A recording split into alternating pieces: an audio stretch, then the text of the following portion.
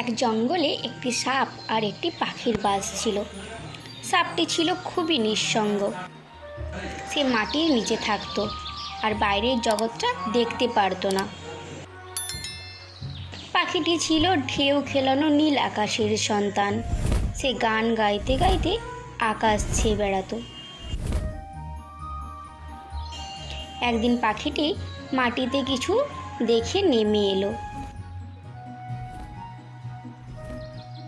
সে দেখতে পেল সাপটিকে দুঃখী মুখে মাটি খুঁড়ছে।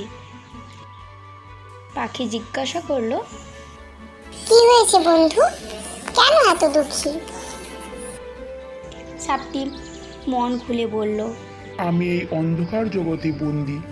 আমি আকাশ দেখতে চাই, গাছের পাতায় বাতাসের ছোঁয়া অনুভব করতে চাই, কিন্তু আমি পারি না।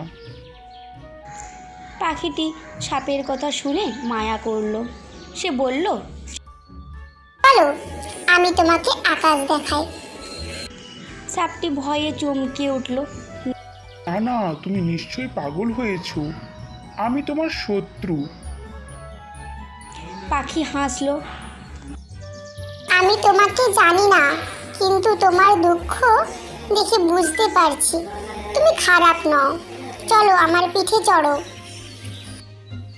সাপটি অনেক কথাই বলতে চাইল, কিন্তু পাখির আন্তরিকতা দেখে সে আর কিছুই বলতে পারল না। সে সাবধানে পাখির পিঠে চড়ল। পাখিটি আকাশে উড়ে উঠল।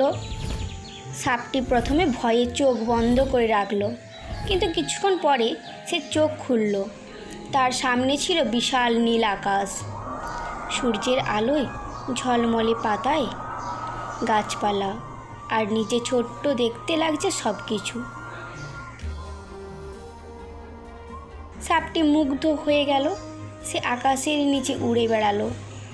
সে গাছের পাতায় বাতাসের ছোঁয়াও অনুভব করল।